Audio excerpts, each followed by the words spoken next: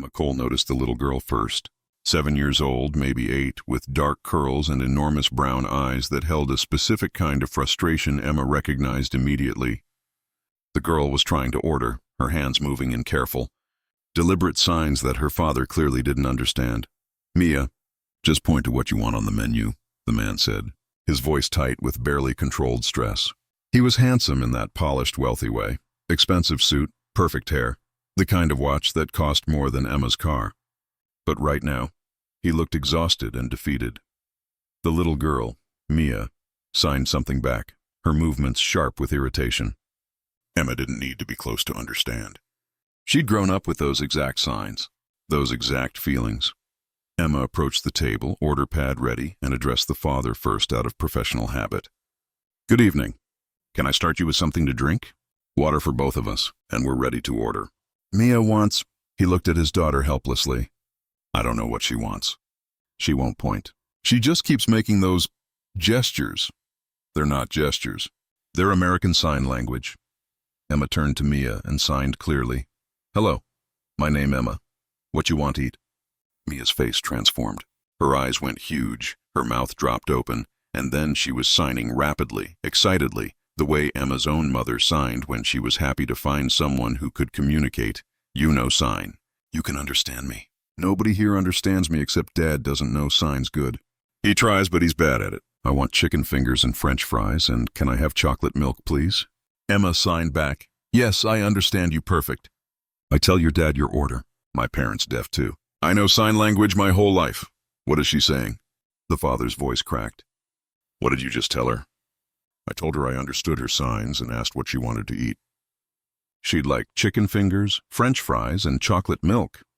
Emma watched the man's face, seeing emotions cascade across it too quickly to name. "She also told me you're trying to learn sign language but finding it difficult." "I've been trying for 7 years." His voice was raw. 7 years and I can barely sign my own name. I've hired tutors, bought programs, and I'm still useless at it. My daughter has conversations in her head that I can't access. Stories and thoughts and feelings I'll never understand because I can't learn fast enough." Mia signed something to Emma, her expression concerned. "Dad said, I make Dad sad." "No, sweetheart," Emma signed back. "Your dad loves you very much. He's frustrated with himself, not with you." "Big difference. What did she ask?" The father leaned forward desperately. "She asked if she made you sad." "I told her you love her and you're frustrated with yourself, not with her." Emma saw the man's eyes fill with tears. "Mr. Winters. Alexander Winters. Call me Alex, and you are?" "Emma Cole. I've been working here for about 6 months." Emma pulled out her order pad. "I'll get Mia's order in and bring your drinks." "But Mr. Winters, Alex, can I make a suggestion?" "Anything, please. Mia signed that you're trying to learn ASL, that's good." "That's really important. But maybe you need a different approach. Someone who can teach you the way deaf children learn instead of the way hearing adults usually approach it. I've tried 5 different tutors. None of them worked." "I'm just bad at languages." "You're not bad at languages. You're trying to learn a visual spatial language using auditory methods. That doesn't work for most hearing people. You need immersion, practice with actual deaf signers, and probably someone who can explain the cultural context, not just the vocabulary." Alex stared at her. "You sound like you know a lot about this." "Both my parents are deaf. I grew up signing before I spoke English. I'm a coda, child of deaf adults. This is my first language." Emma glanced at Mia, who was watching their interaction with intense focus. "I also volunteer with deaf education programs, and I'm developing an app to help hearing families learn ASL more effectively." "You're developing an app? While working as a waitress?" "I have a master's in special education with a focus on deaf studies. The waitressing pays my bills while I build the app." Tech investors aren't exactly lining up to fund accessibility projects. Emma immediately regretted the bitter edge in her voice. This man was clearly struggling with his daughter. He didn't need her professional frustrations dumped on him. But Alex's expression had shifted to something intense. "What if they were? What if someone did want to fund your app? What would you need?" "About $500,000 to finish development, beta testing, and initial marketing." "But that's not realistic. Most investors don't see accessibility as profitable. I do. I'm a tech investor, software and AI primarily, and I'd very much like to discuss funding your app. But first..." Alex looked at his daughter, his expression anguished. First, I need to ask you something that's completely inappropriate, and I'm doing it anyway because I'm desperate. Could you teach me? Could you teach me how to talk to my daughter? Real teaching, not just tutoring. I'll pay whatever you want. I just need someone who can help me actually connect with Mia before I've missed her entire childhood. Emma looked at Mia, who was signing questions. What Dad saying? He talking about me? Why he looked sad? Emma signed back. Your dad asking if I can teach him sign language better, so he can talk to you more good. Would you like that? Mia's face lit up like sunrise. Yes, yes, yes, yes! Please teach Dad. Then he can understand me and I can tell him all my stories and my jokes and everything. She wants me to teach you, Emma said to Alex. But Mr. Winters, I need to be clear about something. Learning ASL isn't just learning vocabulary. It's learning a different way of experiencing the world. It's visual, spatial, and deeply connected to deaf culture. If I teach you, you're not just learning to communicate with Mia. You're learning to enter her world. Are you ready for that?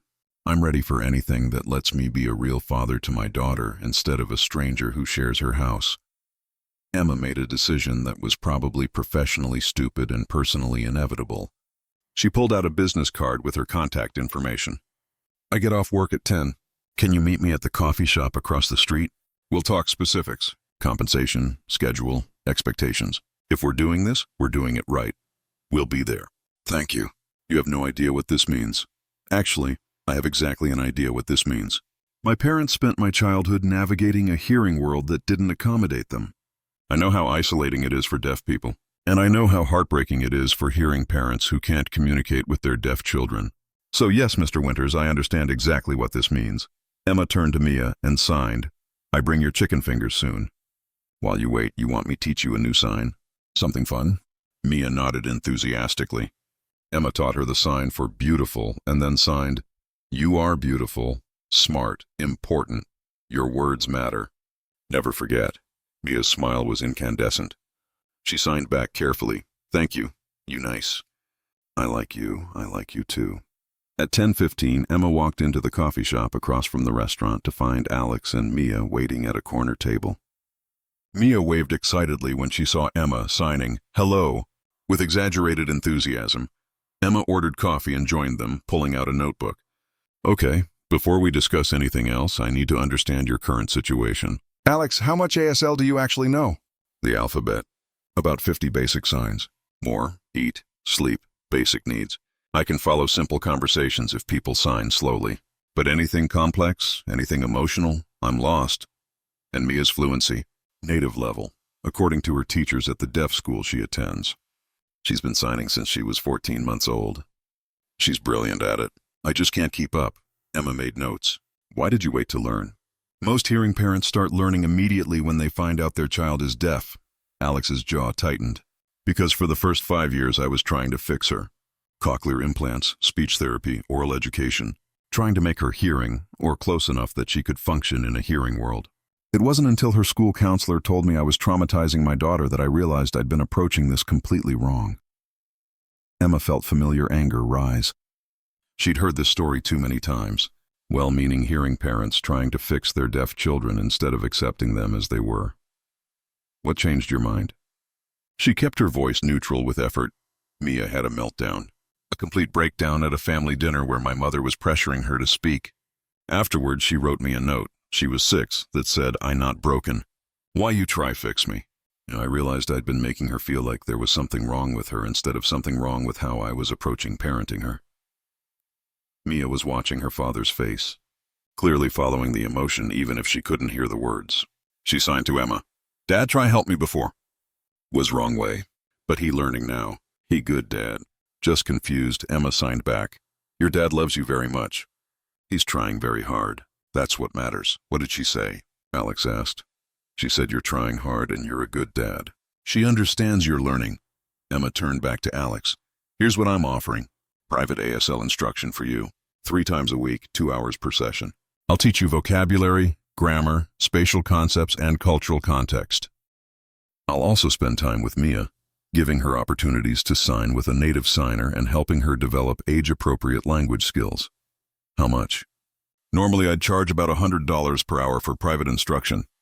But given the intensity of what you need and the fact that I'll be working with both of you, I'm thinking $500 per week. $1,500 a month. Alex pulled out his checkbook. I'll give you $10,000 for the first month. If it's too much, consider it an investment in your app. If it's too little, tell me and I'll adjust. That's way too much.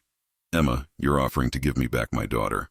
To help me actually communicate with the most important person in my life. You're offering to teach me something 5 previous tutors failed to teach. That's worth far more than $1,500 a month. Take the $10,000. If you're not comfortable with it as personal payment, put it toward your app development. Emma looked at the check, at Mia's hopeful face, at Alex's desperate sincerity. She'd spent 6 months serving tables and slowly building an app that might never get funded. Here was someone offering her real money to do work that actually mattered. Okay, $10,000.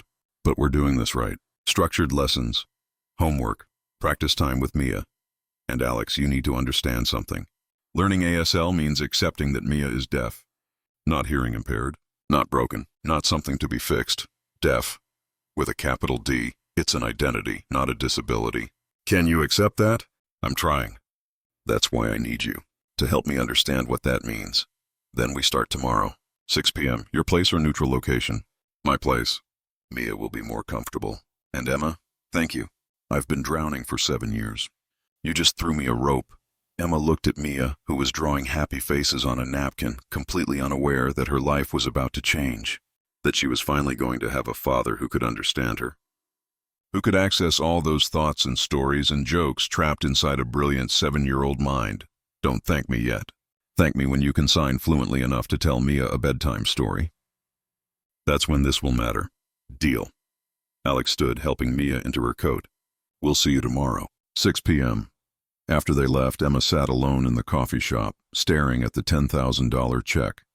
She thought about her parents, about growing up between 2 worlds, hearing and deaf, about the isolation her mother still felt in most social situations, about her father's frustration with a world that didn't accommodate him, about 7-year-old Mia, brilliant and deaf, trapped with a father who loved her but couldn't understand her. Emma had spent her life bridging those worlds. Now she had a chance to do it professionally, with resources she'd never imagined having. She just hoped she was ready for what came next. Because teaching someone ASL was easy, teaching them to truly understand deaf culture, to see deafness as identity instead of deficit, to parent a deaf child with pride instead of pity, that was much harder.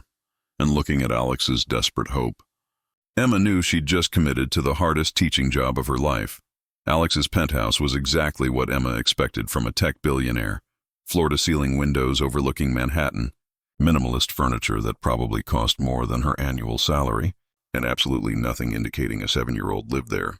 No toys scattered around, no colorful decorations, no visible signs of childhood chaos. Then Mia appeared from a hallway, and Emma understood why. The little girl was practically vibrating with excitement, signing rapidly before Emma had even set down her bag. You came! You really came! I told Dad you would come, but I was worried maybe you wouldn't, and Dad said you promised so you would. But I wasn't sure, and you're here. Emma signed back, matching Mia's energy. I promised. I always keep promises. Are you ready to help me teach your dad sign language? Yes, I'm a very good teacher. I teach my stuffed animals all the time. Mr. Buttons knows alphabet now. Mr. Buttons sounds very smart. Maybe he can help too. Alex watched their interaction with an expression Emma was learning to recognize. Desperate longing mixed with profound sadness. He wanted so badly to understand what his daughter was saying, to be part of these conversations instead of just witnessing them. What is she telling you? He asked. That she's excited I'm here and that she teaches sign language to her stuffed animals. Mr. Buttons apparently knows the alphabet now. Emma turned to Alex. Before we start formal lessons, I need to understand your living situation. Where does Mia go to school? Who does she sign with regularly? What's her social environment like? She attends a deaf school in Brooklyn. The teachers and students all sign fluently. She has friends there, good relationships. But at home, Alex gestured helplessly. It's just the 2 of us. I have a housekeeper who's tried to learn basic signs but isn't fluent. Mia spends most of her time here alone, reading or playing by herself. I work long hours, and when I'm home, our communication is so limited that she mostly just watches TV or does homework. So she's linguistically isolated at home. That's really hard for a deaf child. Language development happens through interaction, conversation, storytelling. If she's only getting that at school, she's missing critical exposure. Emma pulled out her notebook. We need to change that immediately. Starting today, you and Mia are going to have conversations. Real conversations. I'll interpret for now, but you'll be signing along, learning as we go. I don't know enough vocabulary. You know 50 signs. That's enough to start. Mia will teach you the rest. Kids are incredible language teachers when you let them lead. Emma turned to Mia and signed, Your dad wants to talk to you. Really talk. Tell stories, ask questions, everything. But his sign language still learning. Will you be patient? Will you teach him like you teach Mr. Buttons? Mia nodded enthusiastically, then signed to her father slowly, carefully. I help you, Dad. We practice together. Alex's hands fumbled through a response. Thank you. I love you. It was clumsy, his handshapes imperfect, but Mia understood. She launched herself at him, hugging him tightly. Over her head, Alex mouthed, Thank you, to Emma, his eyes bright with tears. Okay, Emma said, feeling her own throat tighten. Let's start with basics. Not vocabulary basics, but conversation basics. Alex, tell me something you've wanted to tell Mia but couldn't because you didn't have the signs. Alex sat on the couch, Mia snuggling against him. I want to ask her about her day. Really ask, not just how was school. I want to know what she learned, who she played with, what made her laugh. All the things normal parents ask their kids. Those are perfect conversation starters. Let's build them together. Mia, I'm going to teach your dad how to ask you questions about school. Then you answer with real answers, not just fine or good. Real stories. Okay? For the next 2 hours, Emma built a bridge. She taught Alex how to sign, What did you learn today? And who did you play with? And what was the best part of your day? She taught him how to follow Mia's responses. How to ask follow-up questions with the limited vocabulary he had. How to show engagement through facial expressions and body language. And slowly, miraculously, father and daughter started talking, really talking. Mia told him about learning fractions in math class, about a game she'd played at recess, about a funny story her teacher had signed. Alex fumbled through responses, asking clarifying questions, his signs getting more confident as the conversation progressed. Emma interpreted when Alex got stuck, taught him new signs as he needed them, and gently corrected his mistakes. But mostly, she just watched as 7 years of communication barriers started crumbling. This is incredible, Alex said during a break when Mia went to get a snack. I've learned more in 2 hours with you than in 6 months with my previous tutors. What are you doing differently? I'm teaching you the way deaf children learn, through immersion and real communication, not vocabulary drills. And I'm using Mia as your primary teacher, which motivates you in ways a hired tutor never could. Emma pulled out a folder. Now we need to talk about something harder, deaf culture and identity. Do you know what the difference is between deaf with a lowercase d and deaf with a capital D? No, I thought it was just a spelling thing. It's an identity thing. Lowercase deaf refers to the audiological condition of not hearing. Capital D deaf refers to cultural identity. People who are part of the deaf community, who use sign language as their primary language, who see deafness as a difference, not a disability. Mia is deaf with a capital D, understanding that difference is crucial. Alex looked uncomfortable. So when I tried to give her cochlear implants, when I focused on speech therapy and trying to make her more hearing, you were treating her like she was lowercase deaf, broken, something to be fixed. When actually, she's deaf. Part of a rich culture with its own language, history, values. You were trying to erase that identity instead of embracing it. I thought I was helping her, making her life easier. The world is designed for hearing people. I wanted to give her every advantage. I understand. Most hearing parents think that way. But Alex, the world being designed for hearing people is a problem with the world, not with deaf people. Instead of changing Mia to fit a broken system, we should be changing the system to accommodate people like her. Emma leaned forward. That's what my app is about. Making the hearing world more accessible to deaf people, not forcing deaf people to become more hearing. Tell me about your app. What exactly does it do? It's a comprehensive ASL learning platform designed specifically for hearing people who need to communicate with deaf family members. It uses AI to analyze signing and give real-time feedback. It includes cultural education modules. It connects learners with deaf mentors. And it has a social component where hearing and deaf people can practice together. Emma pulled up the beta version on her tablet. Right now, it's about 60% functional. I need funding for the remaining development, testing, and launch. Alex studied the interface, his expression intense. This is brilliant. The UI is intuitive. The educational approach is exactly what I needed when Mia was first diagnosed. Emma, I want to fund this. Fully fund it. Whatever it takes to get this to market. I told you I need about $500,000. I'm offering you $2 million.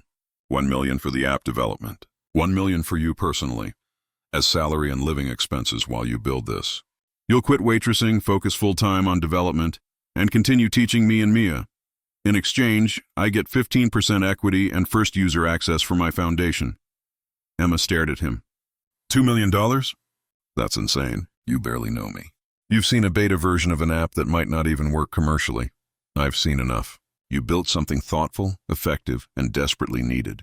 You understand both the technical challenges and the cultural context, and you're teaching me to communicate with my daughter in ways no one else has managed. That's worth $2 million of investment.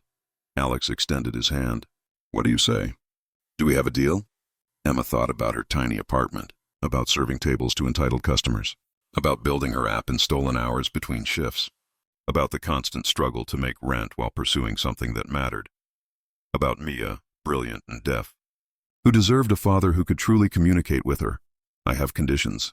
Name them. First, I'm not your employee. I'm an independent contractor and app developer you're funding. That means I have autonomy over the app's direction and my teaching methods. You don't get to dictate how I run things. Agreed. Second, the app has to remain accessible. No massive paywalls that exclude people who can't afford it. We keep a free tier that's genuinely useful, not just a teaser. Done. What else? Third, and this is crucial, you have to commit to deaf culture education. Not just learning signs. Learning history, values, understanding what it means to be deaf with a capital D. If you're going to be Mia's father in a meaningful way, you need to understand her world, not just her language. I'll do whatever it takes. What else? Finally, if I ever feel like you're prioritizing making Mia more hearing over accepting her as deaf, I walk. No compromises on this. Mia is perfect as she is. She doesn't need fixing. If you can't accept that, we're done before we start. Alex looked at Mia, who was happily eating her snack and drawing pictures. I spent 5 years trying to fix something that wasn't broken. I won't make that mistake again. Emma, I accept all your conditions. I want my daughter to be proud of who she is. I want to be the father she deserves. And if that means accepting that she's deaf with a capital D, that her deafness is part of her identity and not a problem to solve, then that's what I'll do. Then we have a deal. Emma shook his hand, feeling the weight of what she'd just committed to. $2 million, full-time app development, teaching a billionaire and his daughter. It was overwhelming and terrifying and exactly what she'd been working toward for years. I'll have my lawyers draft contracts tomorrow. In the meantime, can you stay for dinner? We'd both love to practice more signing. Plus, I want to hear more about your vision for the app's development. Over dinner, take-out Thai food that Mia signed was her favorite. Emma explained her roadmap. The features she wanted to build. The deaf community advisors she wanted to bring on. The research on language acquisition that informed her pedagogical approach. Alex listened with the intensity of someone actually interested, not just being polite. He asked smart questions about scalability, user experience, technical challenges. He understood both the business and the mission in ways that surprised Emma. "You're not what I expected," she said as Mia played nearby, practicing new signs she'd learned. "What did you expect?" Honestly, a well-meaning but clueless rich guy who saw his daughter's deafness as a tragedy. Someone who'd hire me to fix things and wouldn't actually listen when I explained that there's nothing to fix. I was that guy 2 years ago. Maybe I still am in some ways. But Emma, watching Mia struggle to communicate with me, seeing how isolated she is at home, realizing I've been making her feel broken when she's actually perfect, that changed something. I can't undo the damage I've done with my ignorance. But I can learn. I can be better. That's what I'm trying to do. The fact that you recognize the damage is a good start. Most hearing parents never get there. They stay convinced that making their deaf child more hearing is loving them. They never understand that they're teaching their child to be ashamed of who they are. Is that what your parents dealt with? Pressure to be more hearing? Emma thought about her mother's stories, about people treating her like she was stupid because she couldn't speak clearly, about her father's frustration with a world that wouldn't accommodate him, about growing up as the bridge between her parents and everyone else, translating constantly, never quite fitting in either world. My parents are strong. They built good lives despite the barriers, but they shouldn't have had to fight so hard just to exist as themselves. That's what I want to change. For Mia's generation. For every deaf kid who deserves to grow up proud instead of pressured. Then let's change it. Build your app. Teach me to be a better father. Help me give Mia what she deserves. Alex looked at his daughter, his expression raw. I've already missed 7 years of really knowing her. I don't want to miss anymore. Mia chose that moment to approach, signing something to Emma that made her smile. What did she say? Alex asked. She said she's happy I'm here, that you're learning better, and that she wants to show you a story she wrote at school. Emma turned to Mia. Show your dad. He's ready to understand now. And as Mia excitedly pulled out her notebook, signing her story with animated expressions while Alex watched with rapt attention, Emma felt something shift. This wasn't just a teaching job. This wasn't just app funding. This was giving a father back his daughter.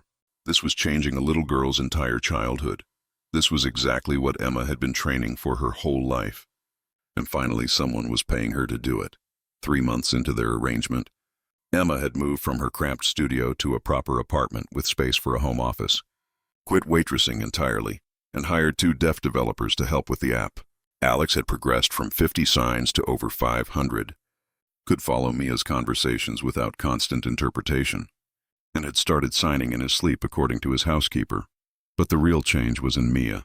The isolated, quiet child Emma had met was transforming into a confident, chatty 7-year-old who had conversations with her father about everything from school drama to complicated questions about where clouds came from. She's different, Alex said during one of their evening sessions. Mia was in her room doing homework, giving them time to work on Alex's signing. Happier, more open. She used to spend so much time alone, but now she's constantly trying to tell me things. I can't always keep up, but she's patient with me. That's because you're finally giving her what she needs most. Access to language with her primary caregiver. Deaf children with signing parents develop normally. Deaf children with non-signing parents often have language delays, not because they're incapable, but because they're linguistically isolated. Emma pulled up some research on her tablet. Look at these studies. Deaf children of deaf parents typically hit language milestones on time or early. Deaf children of hearing parents who don't sign often show delays. It's not about intelligence. It's about access. So for 7 years, I was depriving Mia of proper language development because I couldn't be bothered to learn her language? You weren't depriving her. She went to a deaf school, had signing friends and teachers. But yes, at home she was isolated. That's changed now. You're giving her full language access in every environment. That matters enormously. Alex was quiet for a moment, his hand still. My mother's coming to visit next week. She wants to meet you. She's not supportive of how I'm raising Mia. Not supportive how? She thinks I should have pursued cochlear implants more aggressively. That I'm limiting Mia's potential by letting her use sign language primarily. That I'm being selfish by not pushing her to integrate more into the hearing world. His jaw tightened. She sent me an article last week about successful deaf people who use oral communication exclusively. Like that's proof that signing is somehow inferior. Emma felt familiar anger rise. Your mother is wrong. Cochlear implants aren't magic fixes. They work for some deaf people, not all. And even when they work, recipients are still deaf. The implant doesn't make someone hearing. It's assistive technology. I tried to explain that. She doesn't want to hear it. She thinks I'm being negligent, that I'm ruining Mia's future. Do you want me there when she visits? As backup? Would you? I know it's not part of our arrangement, but my mother is formidable and I could use someone who actually understands deaf education to counter her arguments. I'll be there. Fair warning, I'm not good at being diplomatic when people suggest deaf children need to be more hearing. Good. Mia needs someone who'll defend her. I'm trying, but my mother has a way of making me doubt myself. The meeting with Eleanor Winters happened on a Tuesday afternoon. Eleanor was exactly what Emma expected. Imperious, elegant, radiating the kind of wealth that didn't need to announce itself. She swept into Alex's penthouse like she owned it, which, given her family money, she probably did in some legal sense. Alexander. Darling. She kissed Alex's cheek, then turned to Emma with assessing eyes. And you must be the sign language teacher. How lovely. Emma Cole. I'm also a deaf education specialist and app developer. The sign language instruction is one part of what I do. Emma kept her voice pleasant but firm. Of course. Alex mentioned you're building some sort of application. How ambitious. Eleanor's tone suggested ambition was charming but ultimately futile. Where's my granddaughter? In her room. I'll get her. Alex signed to Mia, who appeared moments later, cautious but polite. Mia signed to Emma. Grandmother here. She doesn't sign. She doesn't like that I sign. I'm supposed to try to speak for her. Emma signed back. You don't have to speak if you don't want to. You can sign. I'll interpret for your grandmother. Eleanor watched the exchange with pursed lips. What is she saying? Why doesn't she just speak? Mia is perfectly capable of speech. She just refuses to try. Mrs. Winters, Mia is deaf. Speech is extremely difficult for deaf children and often unclear even with years of therapy. Sign language is her natural, accessible language. Forcing her to speak when she has a perfectly functional language is like forcing you to communicate through interpretive dance. Technically possible, but unnecessarily difficult. That's a ridiculous comparison. Speech is how people communicate in the real world. Sign language is limiting. Sign language is a complete, complex language used by millions of people. It's not limiting. It's Mia's first language and her right to use it. Emma kept her voice level. And forcing deaf children to prioritize oral communication over signing often causes language delays, social isolation, and psychological harm. That's your opinion. Other experts disagree. I've read extensively about deaf education. Many successful deaf adults use oral communication exclusively, and many successful deaf adults use sign language exclusively. Many use both. There's no single right way to be deaf. But for Mia specifically, sign language is what works. She's thriving with it. Why would you want to take that away? Eleanor turned to Alex. Is this what you're paying her for? To contradict family decisions and undermine my relationship with my granddaughter? I'm paying her to help Mia thrive, which she's doing brilliantly. Mom, Mia is happy. She's communicating with me in ways she never could before. Her confidence has skyrocketed. Why is that a problem? Because you're limiting her. The world is designed for hearing people. By indulging her preference for sign language, you're ensuring she'll always be dependent, always on the margins. If you'd pursued cochlear implants and oral education properly, she could pass as hearing. Instead, you're making her deafness the center of her identity. Her deafness is part of her identity, Emma said, her patience exhausted. Mrs. Winters, would you ask a child to hide their ethnicity? To pretend they're something they're not in order to make other people more comfortable? That's what you're suggesting. That Mia should hide her deafness, pretend to be hearing, make herself smaller so that hearing people don't have to accommodate her. That's not love. That's shame. How dare you? I dare because I grew up watching my parents navigate a world that treated their deafness as a problem to be solved instead of a difference to be accommodated. I watched my mother cry after job interviews where people assumed she was intellectually disabled because she's deaf. I watched my father be passed over for promotions because colleagues found it inconvenient to communicate with him. That's not because they're deaf. That's because society is ableist. And you're perpetuating that ableism by suggesting Mia should change instead of the world accommodating her. Eleanor's face was flushed with anger. Alex, are you going to let your employees speak to me this way? Emma's right. Everything she just said is right. Mom, I spent 5 years trying to make Mia more hearing. All I did was make her feel broken. Emma is teaching me, teaching us, that Mia is perfect as she is. That deafness isn't a tragedy. That's what Mia needs. Not a grandmother who thinks she needs fixing. I'm thinking of her future. You're thinking of your comfort. Your embarrassment at having a deaf granddaughter. Your desire for Mia to be normal, so you don't have to learn sign language or explain her deafness to your friends. Alex's voice was hard. I'm done with that thinking. Mia is deaf with a capital D. That's not changing. What needs to change is how we treat her. Either you can learn to accommodate her, or you can limit your relationship with her. Those are your options. Eleanor stared at her son, clearly shocked. You're choosing this. Teach her over your own mother. I'm choosing my daughter. Something I should have done 7 years ago. After Eleanor left in a fury, Mia signed to Emma, grandmother angry. My fault? No, sweetheart, Emma signed back. Your grandmother is angry because the world is changing and she doesn't like it. That's not your fault. You're perfect exactly as you are. You sure? Completely sure. Your dad is sure too. And anyone who thinks you need to change? They're wrong. Not you. Them. Mia hugged Emma tightly, then ran off to play, apparently unbothered by her grandmother's disapproval. Emma envied that resilience. She'd spent her childhood trying to be the perfect bridge, never quite fitting in either world. Too deaf for hearing people, too hearing for deaf people.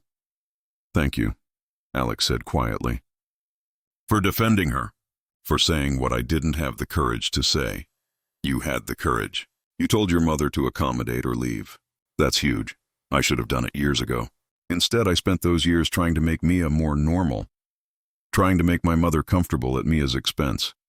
Alex sat heavily. "How do I make up for that? How do I apologize to my 7-year-old for spending her entire childhood ashamed of who she is?" "You already are. By learning ASL, by embracing deaf culture, by standing up to your mother, by giving Mia a father who finally sees her instead of her deafness." Emma sat beside him. "Alex, you can't undo the past, but you can choose differently now. That's what Mia needs. A father who's present, who communicates with her, who's proud of her. You're becoming that father. Because of you. You're the one who taught me to see Mia differently. I'm teaching you sign language. You're choosing to learn. That's all you, not me." Alex looked at her with an expression Emma couldn't quite read. "It's more than that. You've changed how I see everything. Disability, difference, accommodation. You've made me question assumptions I didn't know I had. That's profound. That's just disability justice education. Not profound, just necessary." "Emma." Alex's voice was soft. "Can I ask you something personal?" "Depends on the question." "What made you want to do this work? You could have used your education for anything. Special education, teaching, research. Why focus specifically on deaf education and accessibility?" Emma thought about her answer carefully. "My parents gave me a gift. They taught me to be bilingual, bicultural, to navigate both hearing and deaf worlds. I spent years seeing that as a burden, being the translator, the bridge, the one who never quite fit anywhere. But eventually I realized it was actually a skill, a perspective most people don't have. I can see where hearing people misunderstand deaf culture. Where deaf people feel excluded from hearing spaces. I can build bridges because I've lived on both sides. That's not a burden, that's a responsibility. And if I can use that perspective to make things better for the next generation, to make sure deaf kids like Mia grow up proud instead of ashamed, that's worth doing. You're remarkable. I hope you know that. I'm persistent. There's a difference. No, you're remarkable. And Mia is lucky to have you in her life. We both are." Emma felt heat rise to her face. This was getting too personal, too intimate. Alex was her client, her boss, technically, even though she'd insisted on contractor status. Getting emotionally involved was unprofessional and stupid. I should go. We've covered today's lesson plan and I have app development meetings tomorrow. Of course. But Emma, one more thing. I'm hosting a charity gala next month, raising money for accessibility technology. I'd like you to speak about your app, about deaf education, about why this work matters. Would you consider it? Speaking to a room full of rich people about disability justice? That sounds terrifying. It'll be rich people with money to donate to causes they care about. Make them care about this cause. You're good at that. I'll think about it. But walking to her car, Emma realized she'd already decided. This was what she'd been working toward, using her platform to advocate for deaf people, to change minds, to build a world where kids like Mia didn't have to choose between their identity and their family's acceptance, even if it meant standing in front of hundreds of people and being vulnerable about her own experiences, even if it meant getting closer to Alex in ways that felt increasingly complicated. Some things were worth the risk. The charity gala was held at the Metropolitan Museum of Art, because of course Alex's charity events happened in places with marble columns and priceless art. Emma arrived early to set up her presentation, wearing a dress she'd bought specifically for the occasion and feeling deeply out of place among women dripping in diamonds. "You look beautiful," Alex said, appearing beside her. He was in a tuxedo that probably cost more than her first car, but his attention was entirely on Emma. "Nervous?" "Terrified. I'm about to tell a room full of wealthy people that they've been thinking about disability wrong for their entire lives. That should go great. You'll be brilliant. Just speak from the heart. Tell them about Mia, about your parents, about why this matters." Alex squeezed her hand briefly. "I believe in you." The gala was overwhelming. 500 guests, a 7-course dinner, live auction items starting at 5 figures. Emma sat at Alex's table watching wealthy people casually bid tens of thousands of dollars on art and vacation packages and wondered how many of them had ever thought about accessibility. When it was time for speeches, Alex introduced her with praise that made Emma uncomfortable. Emma Cole is developing technology that will change how hearing people learn to communicate with their deaf family members. But more than that, she's teaching us to see deafness not as a deficit, but as a difference, as a culture and community worthy of respect and accommodation. I've learned more from Emma in 4 months than I learned in 7 years of trying to fix my daughter. She's shown me that the problem was never my daughter's deafness. The problem was my ignorance. Please welcome Emma Cole. Emma stood at the podium, looking out at 500 faces, and felt her prepared speech evaporate. These people didn't need statistics. They needed stories. 4 months ago, I was serving tables at a French restaurant in Manhattan, she began. I had a master's degree in special education, years of experience in deaf education, and I was taking orders for overpriced food because no one would fund my app. Then I met Alex and his daughter Mia. Mia is 7 years old and deaf. She's brilliant, funny, creative, and she was almost completely unable to communicate with her father because Alex didn't know sign language. Emma pulled up a video on the screen behind her. Mia, from that first week, trying to tell her father about her day, and Alex fumbling through responses, both of them frustrated. This is what it looks like when a deaf child and a hearing parent can't communicate. Isolation, frustration, a brilliant little girl trapped with thoughts and feelings and stories she can't share with the person she loves most, and a father who loves his daughter desperately but can't understand her. She showed another video, Mia and Alex from last week, signing fluently about a book they'd read together. Mia animated and excited, Alex keeping up, asking questions, both of them laughing. This is 4 months later. Same father, same daughter. The only thing that changed is that Alex learned American Sign Language. He learned to enter Mia's world instead of forcing her to exist in his. And you can see the difference. That's not just communication. That's connection. That's a father finally able to know his daughter. Emma could see people in the audience, wiping their eyes. Good, they needed to feel this. I'm building an app to make this transformation accessible to every hearing family with a deaf member. But technology alone isn't enough. We also need cultural change. We need to stop treating deafness as a tragedy that needs fixing and start treating it as a difference that deserves accommodation. We need to stop asking deaf people to become more hearing and start asking hearing people to become more accessible.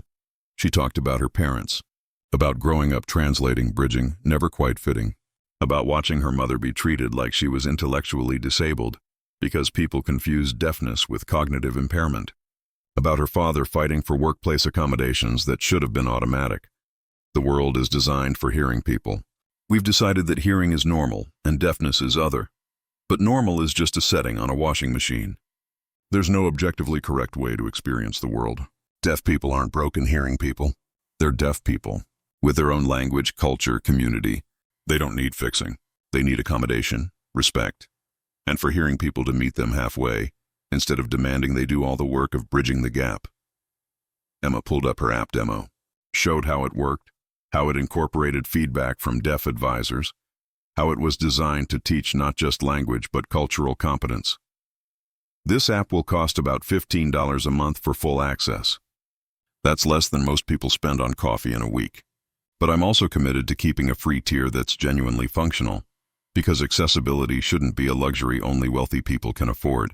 Tonight, I'm asking you to invest in making this app available to as many families as possible, to fund scholarships, free licenses for low-income families, deaf community centers that can offer training. Your donations tonight will literally give hearing parents the ability to communicate with their deaf children, to give deaf children like Mia fathers who can understand them. That's what your money can do. That's what I'm asking you to fund. The applause was thunderous. Emma returned to her seat shaking, feeling like she'd just run a marathon. Alex pulled her into a hug, whispering, "That was perfect. Absolutely perfect." The auction that followed raised $850,000 for Emma's app. People bid on naming rights to features, early access licenses, personal consultations. By the end of the night, Emma had funding to offer 5,000 free licenses to low-income families and establish training programs in 20 cities. "This is unreal," she told Alex as guests mingled after the formal program ended. "I just raised almost $1 million in 3 hours. For accessibility technology, that never happens. It happened because you made people care. You told Mia's story in ways that made it real, personal, impossible to ignore. Alex looked at her with an intensity that made Emma's pulse quicken. You're changing how people think about deafness. That's profound. Before Emma could respond, a woman in a stunning gown approached. Emma Cole? I'm Judith Hartman. I run the Hartman Foundation for Disability Rights. Your speech was incredible. I'd love to discuss a partnership. We fund accessibility initiatives, and your app is exactly the kind of work we support. For the next hour, Emma talked to potential partners, donors, advocates. People wanted to fund expansions, translations into other sign languages, integration with school systems. Her modest app was turning into something much bigger than she'd imagined. Overwhelmed? Alex asked when she finally had a moment to breathe. Completely. This morning I had a functional app and a small team. Now I have $1 million budget and partnership offers from major foundations. I don't even know where to start. You start by hiring more help. A proper team, marketing people, partnership coordinators. You can't do this alone anymore, Emma. It's too big. I don't know how to run a big organization. I'm a teacher and a developer, not a CEO. Then learn. Or hire someone who knows. But don't let imposter syndrome stop you from building something important. You deserve this success. Emma wanted to believe him. Wanted to feel like she deserved the money, the attention, the sudden validation. But a voice in her head kept whispering that she'd gotten lucky. That she was only here because Alex had funded her, not because her work was actually valuable. What if I fail? She asked quietly. What if I scale up and the app doesn't work for most people? What if I raise all this money and waste it? Then you'll have tried. That's more than most people do. Alex took her hand, the gesture feeling natural despite the room full of people. Emma, you built something beautiful from nothing. You helped me learn to communicate with my daughter. You taught me to see deafness differently. That's already success. Everything else is just expansion. When did you become wise? When I met someone who made me question everything I thought I knew. You're good for me, Emma Cole. You make me better. The comment hung between them, loaded with meaning neither of them wanted to acknowledge. They were crossing from professional to personal, from client and contractor to something more complicated. Emma knew she should pull back, maintain boundaries, keep this relationship strictly business. But looking at Alex, seeing genuine admiration in something that looked like affection, Emma found she didn't want to pull back. Didn't want to maintain careful distance. Wanted to lean into whatever this was becoming. We should probably discuss boundaries, she said. Professional boundaries. Because this is starting to feel less professional and more personal. It's starting to feel personal. Alex's hand was still holding hers. Is that a problem? It could be. You're technically my client. Getting involved could complicate things. Or it could make things better. More honest. More real. Alex stepped closer. Emma, I'm not good at pretending I don't feel things. I've spent 4 months watching you transform my daughter's life. Watching you advocate for deaf people with passion and intelligence. Learning to see the world through your eyes. And somewhere in that process, I started falling for you. Not because you're convenient or because you help with Mia. Because you're remarkable and challenging and you make me want to be better than I am. Alex, you don't have to respond. I just needed you to know. Because hiding it is getting harder. And I'm tired of pretending this is purely professional when it stopped being professional weeks ago. Emma thought about all the reasons this was a bad idea. The power imbalance. The professional complications. The risk of losing everything if it didn't work out. But she also thought about how Alex looked at Mia now, with pride instead of pity. How he'd defended her against his mother. How he'd stood on stage and admitted his mistakes publicly. How he'd given Emma resources to build something meaningful. I'm falling for you too, she admitted. Even though it's probably stupid and definitely complicated. You've become more than a client. More than Mia's father. You've become someone I care about. Someone who sees me completely. That's rare. That's worth something. So what do? Pretend we don't feel this? Keep it strictly professional? I don't know. But Alex, we need to be careful. Mia has to come first, always. If we do this and it doesn't work out, I can't abandon her. She needs consistency, not adults who get involved and then disappear. Agreed. Mia comes first. Whatever happens between us doesn't affect your work with her or your app development. We keep those things separate, can we? Keep things separate. We have to. Because you're right. Mia deserves stability. She's already had too much disruption in her short life. I won't add more. They stood close, the gala continuing around them. both aware they'd just acknowledged something that would change everything.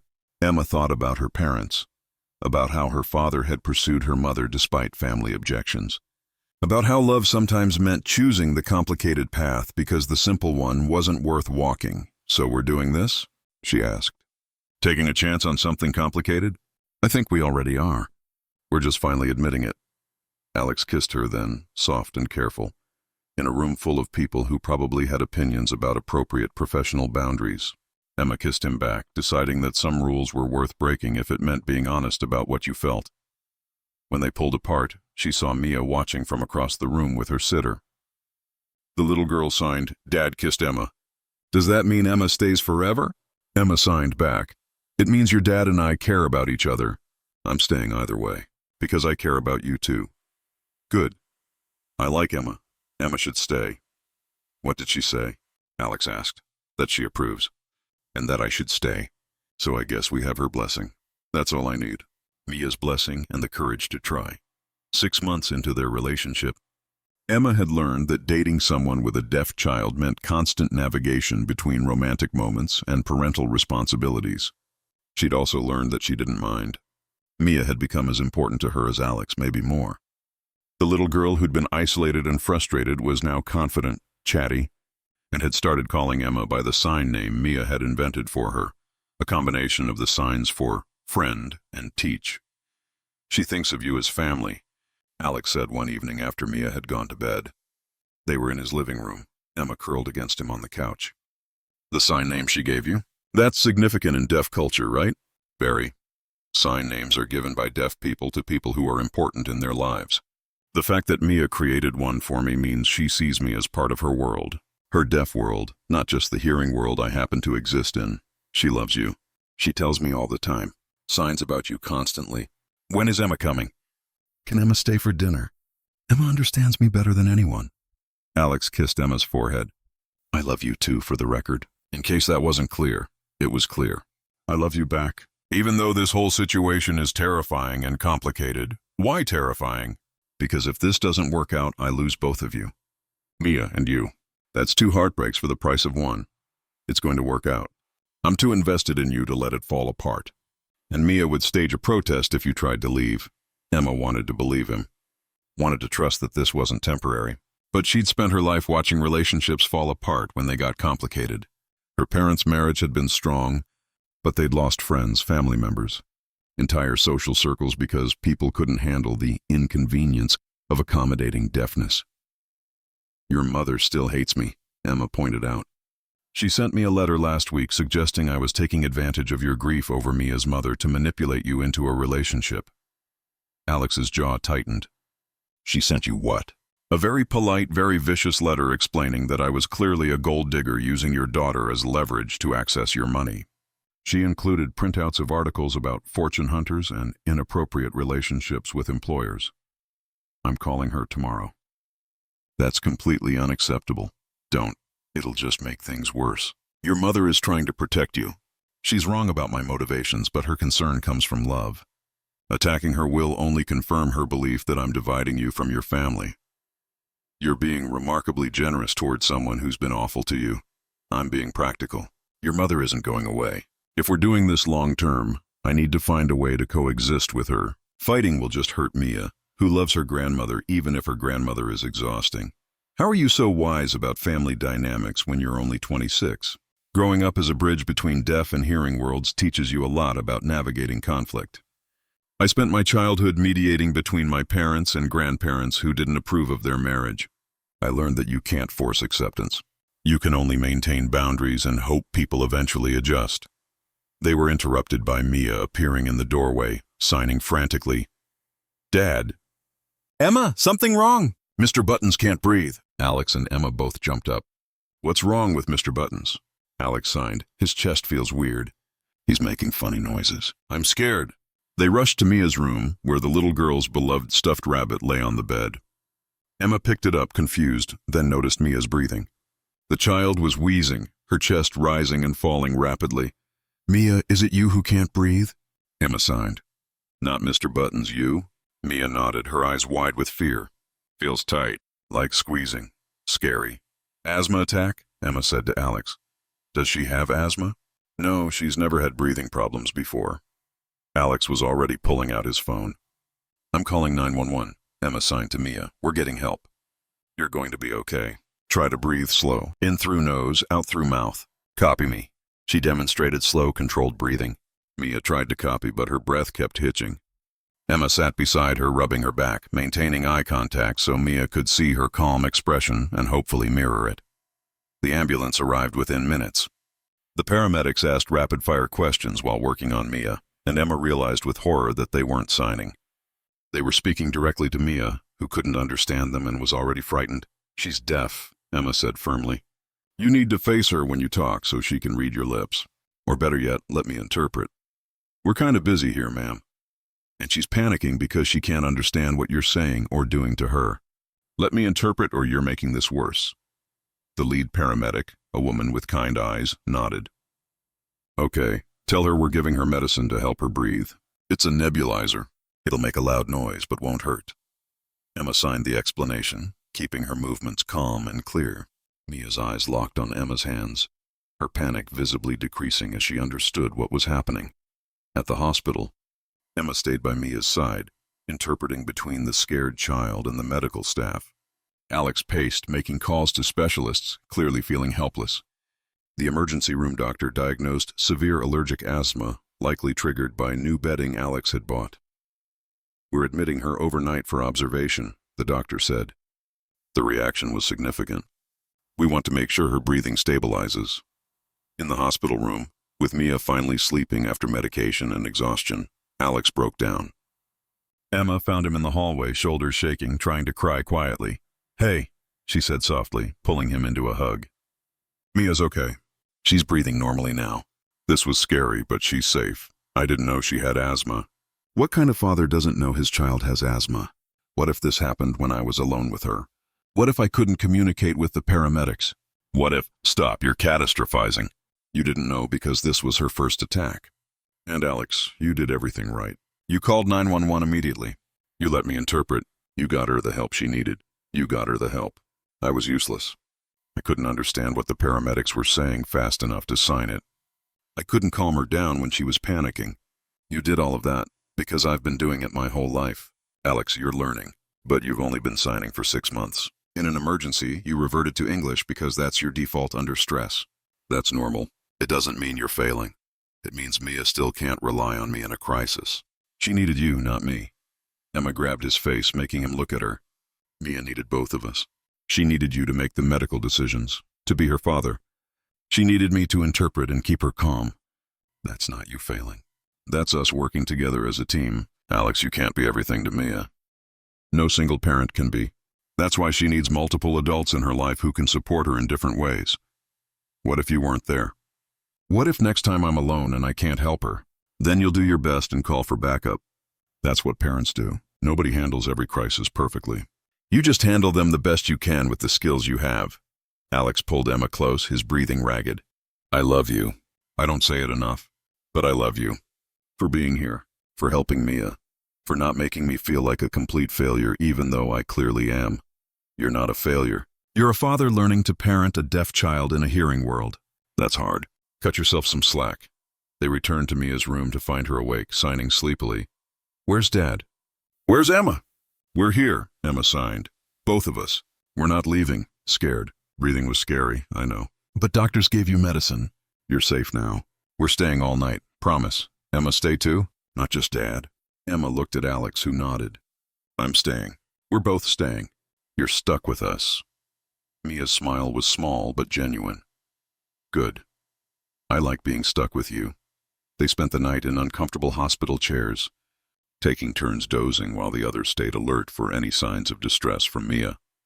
In the morning, the doctor cleared her for discharge with prescriptions and strict instructions about allergen management. She'll need regular monitoring, the doctor said, and you should consider getting her a medical alert bracelet that indicates she's deaf. In an emergency, first responders need to know immediately so they can communicate appropriately. Can we get one that also has emergency contact information? Emma asked.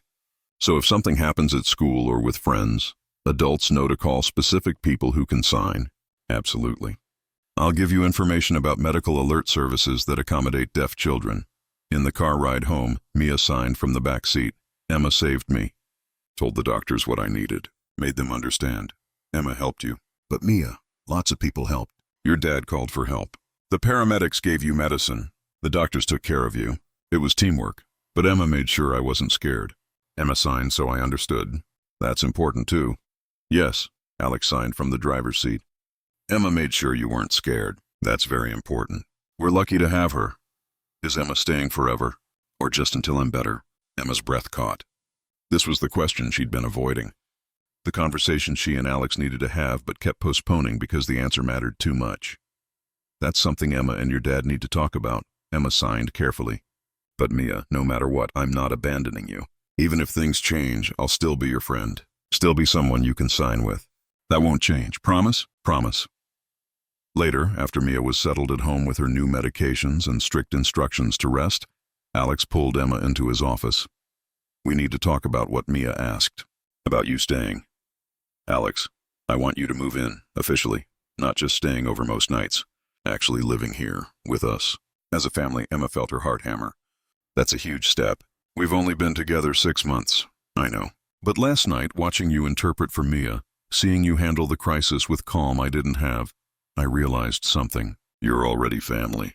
You're already the person Mia turns to when she's scared. The person I rely on when things are hard. Making it official doesn't change those facts. It just acknowledges them. What about your mother? She already thinks I'm a gold digger. Moving in will confirm all her worst suspicions. My mother's opinions are her problem, not ours.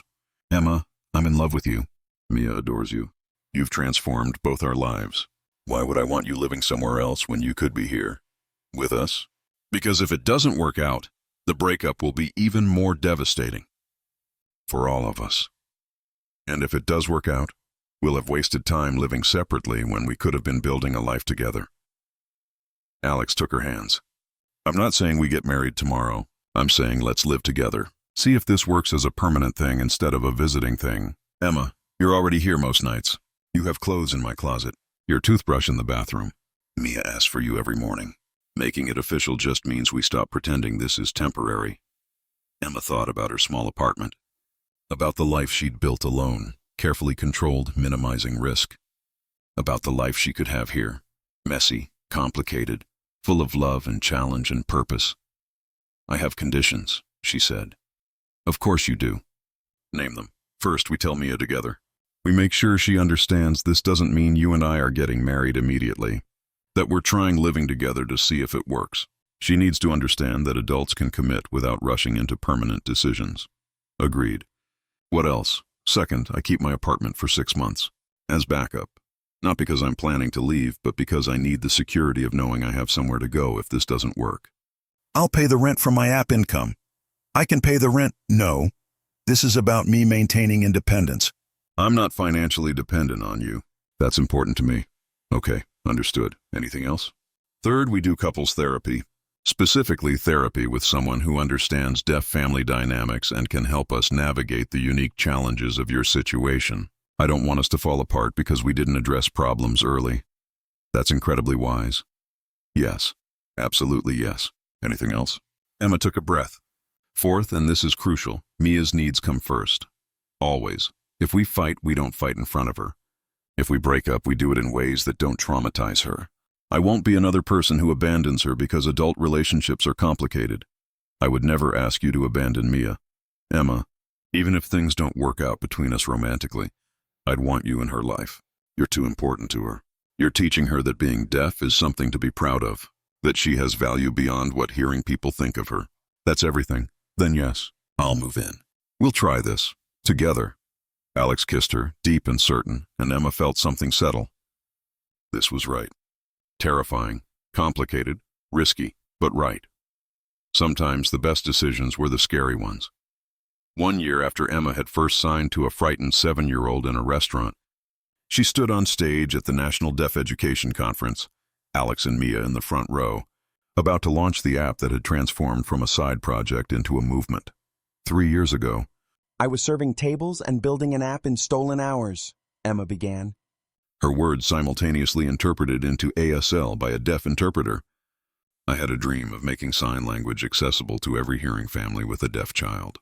Today, that dream is reality. SignBridge has 500,000 users worldwide. We've facilitated 10 million conversations between hearing parents and deaf children, and we're just getting started. Emma pulled up statistics on the screen.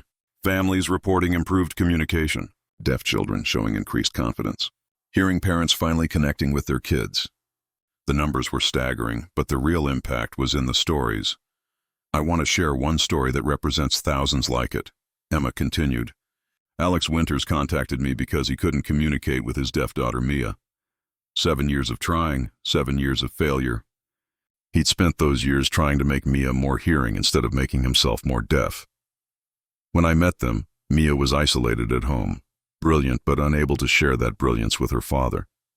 Alex was drowning in guilt, desperate but directionless. She showed the video from that first night, Mia trying to order, Alex helpless, Emma bridging the gap. Then the video from last week, Mia signing fluently about a science project, Alex keeping up perfectly, both of them laughing together. This is what's possible when we stop treating deafness as a problem and start treating it as a difference that deserves accommodation. Alex didn't need a special needs expert. He needed someone who could teach him to enter his daughter's world. Mia didn't need to be fixed. She needed a father who could understand her. SignBridge makes that possible for families who don't have access to personal instruction. Emma talked about the app's features, AI-powered feedback on signing, cultural education modules developed with deaf advisors, connection to deaf mentors, video libraries of real families communicating. Everything designed not just to teach vocabulary but to build bridges between worlds. But technology alone isn't enough, Emma said. We also need cultural change. We need to stop seeing cochlear implants and oral education as the only successful outcomes for deaf children. We need to celebrate deaf culture, deaf language, deaf identity. We need to accommodate instead of assimilate. That's what SignBridge is really about. Not just teaching signs. Teaching respect. The standing ovation lasted 5 minutes. Afterward, families lined up to share their stories. Parents who'd finally connected with their deaf teenagers. Teachers who'd used the app to learn their students' language. Deaf adults who'd used it to teach their hearing partners. One woman, signing through tears, told Emma, "My son is 4. Deaf since birth. I've been trying to learn ASL for 3 years. Your app taught me more in 3 months than 3 years of classes. Last week, my son told me he loves me." In sign, I understood him completely. "You gave me my child back." Emma hugged her, crying too. This was why she'd built the app. For moments like this. For families finding each other across the divide of hearing and deaf. Alex found her after the conference sessions ended. "You were incredible." The presentation, the stories, the vision. "You're changing how people think about deafness. We're changing it. This was never just me. You funded it, supported it. Let me tell your story publicly. This is us, Alex. Together. Then let's keep doing it together. Officially." Emma didn't understand until Alex knelt down right there in the convention center hallway, pulling out a ring box. Mia appeared beside him, holding a sign that read, "Emma, will you marry my dad? Please say yes. I already picked out bridesmaid dress." "Emma Cole," Alex signed and spoke simultaneously. "You taught me to see my daughter. You taught me that love means learning someone's language, not forcing them to learn yours. You taught me that family is built, not born. Will you build a family with us? Officially, legally, forever." Emma looked at the ring, simple, elegant, exactly her style. Looked at Mia's hopeful face. Looked at Alex, the man who'd been arrogant and clueless and had worked harder than anyone she'd known to become someone different. "Someone better, yes," she signed and spoke. "Absolutely yes." Mia launched herself at Emma, signing, "You're going to be my mom." "Real mom, forever mom." "I'm going to be your stepmom," Emma corrected gently. "Your real mom was Sarah. She gave birth to you and loved you, even though she didn't get to stay. I'm the mom who gets to help raise you. Both are real. Both matter, 2 moms. One I didn't meet, one I get to keep. I like that. Me too, sweetheart. Me too."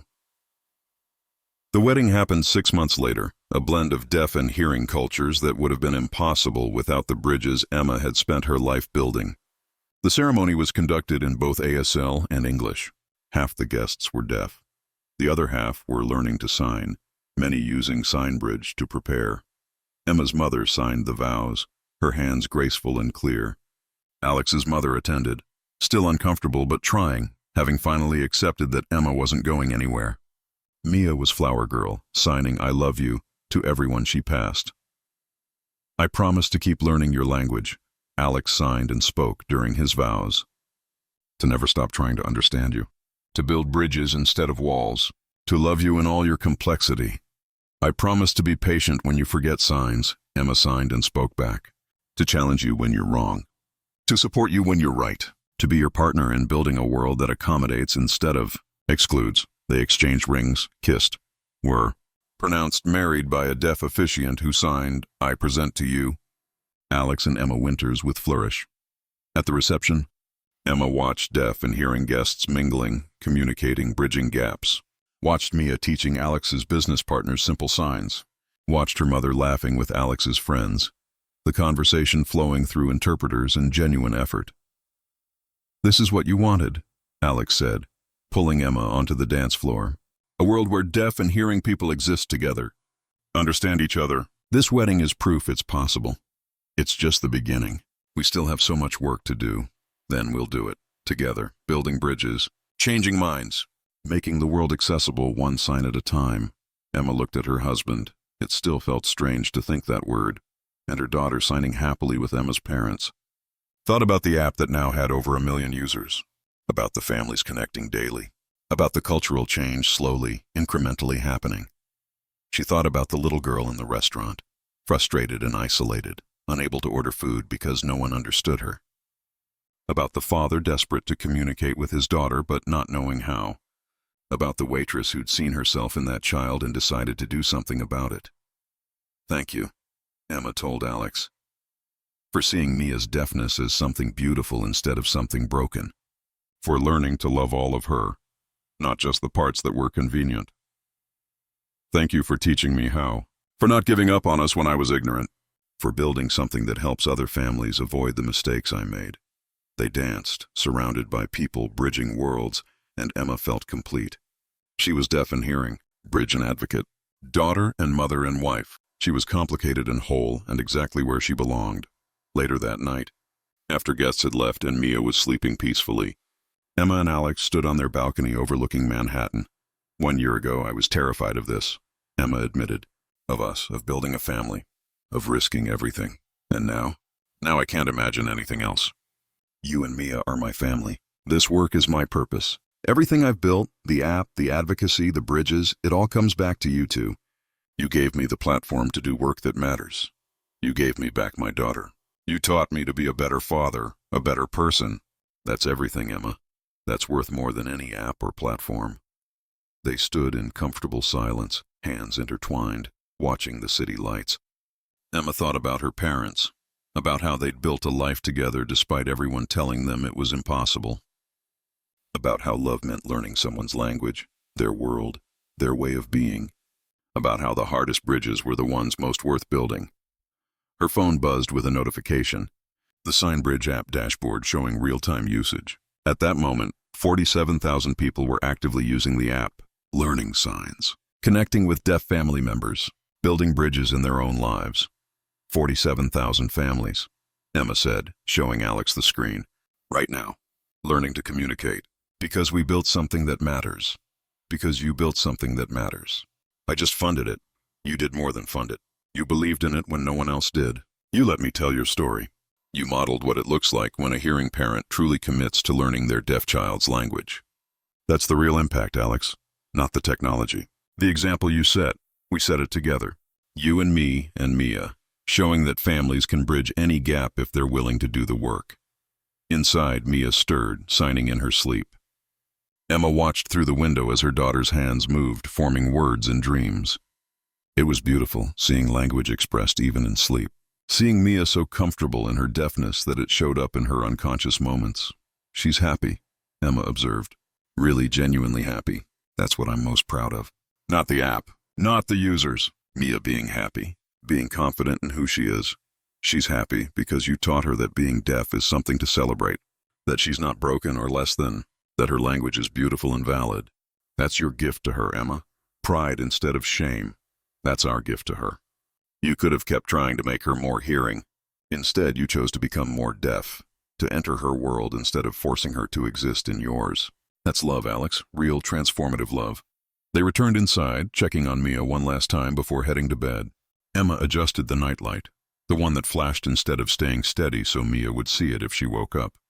Another small accommodation that made a deaf child's life easier. "I love you," Alex signed before speaking. He always signed first now, making ASL his default instead of an afterthought. "I love you too," Emma signed back. "Thank you for being willing to change, to learn, to become someone who could love all of us, me and Mia and the deaf community you're now part of. Thank you for teaching me, for being patient, for showing me that the world I thought was normal was actually just designed for one kind of person. You expanded my world, Emma. Made me see what I'd been missing." As they fell asleep, Emma's last thought was about bridges, about how her entire life had been spent being one, and how exhausting that was. But with Alex, she didn't have to be the bridge alone. He was building bridges too, learning to move between worlds instead of expecting Emma to do all the translation work. That was partnership. That was love. That was a family built on mutual effort instead of one person carrying all the weight. And that, Emma thought as sleep claimed her, was worth every risk she'd taken to get here.